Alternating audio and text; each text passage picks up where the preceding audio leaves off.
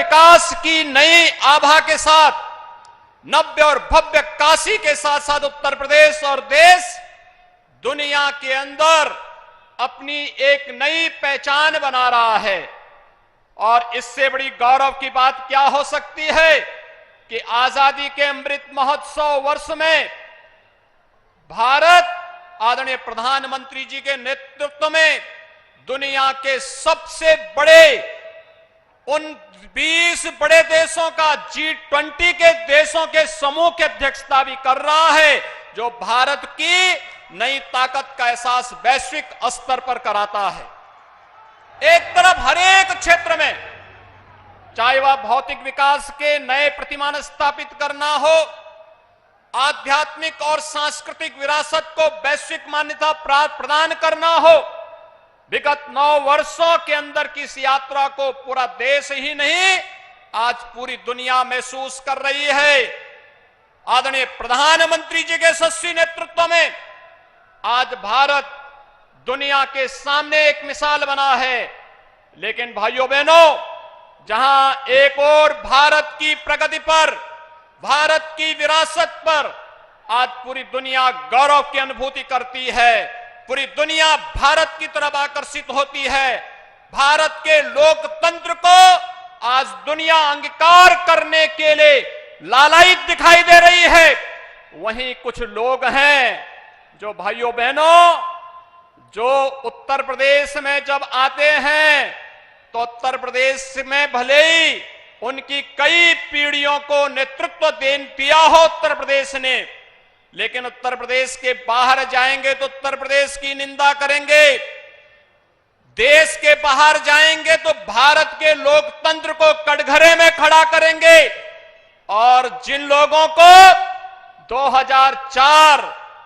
और 2009 में ईवीएम के माध्यम से सरकार बनाने का अवसर प्राप्त हुआ था, आज जब वे लोग अपनी विश्वसनीयता खो चुके हैं तो वे आज ईवीएम को कटघरे में खड़ा करके संवैधानिक संस्थाओं को भी कटघरे में खड़ा करने का कुत्सित प्रयास करते हैं। भाइयों बहनों, ये वे लोग हैं जिन्हें भारत का विकास अच्छा नहीं लग रहा है, जिन्हें भारत दुनिया के सबसे बड़े लोकतंत्र के रूप में ही नहीं बल्कि भारत लोकतंत्र की जननी के रूप में स्थापित करने के आदरणीय प्रधानमंत्री जी के प्रवर्तमान अभियान में हर स्तर पर बैरियर खड़ा करना है। वे लोग आज भारत को बदनाम करने में कहीं नहीं चूक रहे हैं। और कल का दृश्य तो सबने देखा है, सबने देखा है कैसे देश की सबसे पुरानी राजनीतिक दल के रूप में कांग्रेस के नेताओं के द्वारा कैसे माननीय न्यायालय की अवमानना करने वाले वक्तव्य दिए जा रहे हैं,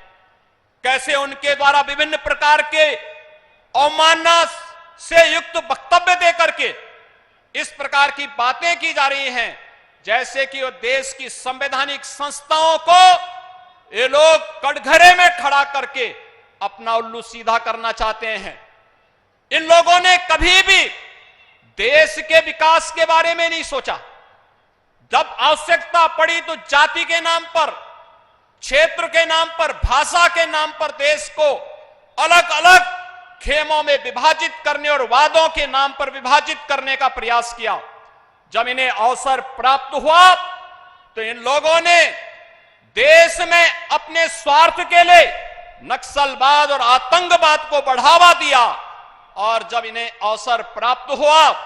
तो इन्होंने विकास को भी खेमों में बांटने का कुत्सित प्रयास करके अपने कार्यकाल के अंदर भ्रष्टाचार के नए नए प्रतिमान स्थापित किए। लेकिन आज जब भारत विकास की एक नई आभा के साथ वैश्विक मंच पर पूरी तरह छाता हुआ दिखाई दे रहा है, तब इन्हें भारत का विकास अच्छा नहीं लग रहा है। तब ये लोग भारत को हर दिशा में बदनाम करके भारत की इस प्रगति में रोड़ा बनना चाहते हैं। और भाइयों बहनों, कल के दृश्य को पूरी दुनिया ने देखा है, कैसे जब न्यायालय के द्वारा यह भी कहा गया, कांग्रेस के पूर्व अध्यक्ष और लोकसभा के एक सांसद श्री राहुल गांधी जी को कहा गया कि आप माफी मांगिए अपने वक्तव्य के लिए, तो उनके द्वारा कहा जाता कि नहीं, मैं माफी नहीं मांगूंगा। यानी एक पिछड़ी जाति के प्रति किस प्रकार के अनर्गल बयान देकर के एक सामान्य संसदीय शिष्टाचार का भी सामान्य पालन करने का जिन लोगों ने कभी अपने जीवन में उसको अपने जीवन का हिस्सा न बनाया हो, और इसी के लिए कहा गया है, जाके प्रभु दारुण दुख दीना, ताके मति पहले हर लीना। और उनकी मति को प्रभु ने किस रूप में हरने का कार्य किया, वह दृश्य कल पूरे देश ने देखा है, जब एक माननीय न्यायालय ने उनके कृत्यों के लिए उन्हें सजा सुनाई और कहा कि नहीं, आपका यह वक्तव्य सामान्य संसदीय परंपराओं के विरुद्ध भी है, शिष्टाचार के विरुद्ध भी है, और एक सांसद को इस प्रकार के वक्तव्य कभी शोभा नहीं दे सकते हैं। तब भी कांग्रेस के नेताओं के बयान, भाइयों बहनों, किस रूप में थे वह किसी से छुपा हुआ नहीं है। आज मैं आप सबके माध्यम से कहना चाहूंगा, एक तरफ जाति के नाम पर उस जातीय वैमनस्यता को अपने जीवन का हिस्सा बनाने वाली कांग्रेस है, जिन्होंने सदैव समाज को विभाजित किया है, अलग अलग खेमों में बांटने का कार्य किया है। और दूसरी तरफ विगत 9 वर्षों के अंदर आपने भारत के अंदर देखा होगा कि सबका साथ, सबका विकास, सबका विश्वास और सबके प्रयास के इन भावनाओं का प्रतिनिधित्व करने वाले आदरणीय प्रधानमंत्री जी के नेतृत्व में भारत आज दुनिया के अंदर किस रूप में गरीब कल्याण का कार्य बिना भेदभाव के सबको आवास की सुविधा, करोड़ों लोगों को आवास की सुविधा देना,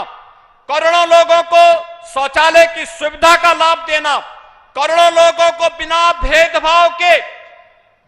भेदभाव के उज्ज्वला योजना में रसोई गैस का कनेक्शन देना, करोड़ों लोगों के घरों में बिजली के कनेक्शन उपलब्ध करवाने का कार्य करना, और करोड़ों लोगों के जीवन की वे सभी आवश्यकताओं की पूर्ति के लिए, चाहे वह आयुष्मान भारत की योजना हो या फिर विकास की उन सभी बुनियादी सुविधाओं का लाभ बिना भेदभाव के प्रत्येक नागरिक तक पहुंचाने का एक कार्यक्रम। एक तरफ विगत 9 वर्षों के अंदर आपने सबका साथ और सबके विकास के इस नारे के साथ जमीनी धरातल पर, व्यवहारिक धरातल पर इन सभी संकल्पों को उतरते हुए देखा है, और दूसरी तरफ वे लोग हैं जो इस देश के अंदर एक गरीब के बेटे को जब देश के सर्वोच्च पद पर जाने का अवसर प्राप्त होता है, जिनको फूटी आंखों भी यह सब दिखाई, ये सब अच्छा नहीं लगता है। और कांग्रेस पार्टी का ये बयान और राहुल गांधी का ये बयान इस बात को एक बार फिर से प्रदर्शित करता है कि ने न तो गरीब के बेटे को, वंचित और पिछड़े के बेटे को देश के सर्वोच्च पद पर जाना भी अच्छा नहीं लगा, और देश की प्रगति और देश के लोकतंत्र के फलते फूलते इस स्वरूप को भी इन्हें अच्छा नहीं लग रहा है। मुझे लगता है भाइयों बहनों, यह देश की जनता गरीबों, दलितों, वंचितों, पिछड़ों और समाज और देश की संवैधानिक संस्थाओं के अपमान का बदला कांग्रेस से जरूर लेगी, उन लोगों से जरूर लेगी जो लोग भारत को जाने अनजाने में कमजोर करने का प्रयास कर रहे हैं। उन्हें देश की जनता से अवश्य माफी मांगनी चाहिए, अन्यथा आने वाले समय में देश कभी भी ऐसे लोगों को स्वीकार नहीं करेगा। आज एक बार फिर से नव्य और भव्य काशी को एक नया स्वरूप प्रदान करने के लिए, अनेक योजनाओं की सौगात देने के लिए आदरणीय प्रधानमंत्री जी अपनी काशी में आए हैं। काशी के प्रति उनका आत्मिक लगाव है। काशी जैसे उनके रग रग में बसी है। काशी में उनकी उपस्थिति प्रत्येक जनप्रतिनिधि को जनता के प्रति संवेदनशील और विकास के कार्य के प्रति अपने अपने संसदीय क्षेत्र, अपने अपनी विधानसभाओं में कैसे कार्य किया जाना चाहिए, इसके प्रति भी सचेत करती है। आज एक बार फिर से आपकी उपस्थिति हम सब के लिए प्रेरणादायी होगी। मैं एक बार फिर से काशी वासियों की ओर से, उत्तर प्रदेश के वासियों की ओर से आपका बाबा विश्वनाथ की पावन धरा पर हृदय से स्वागत और अभिनंदन करते हुए अपनी वाणी को विराम देता हूं। जय हिंद।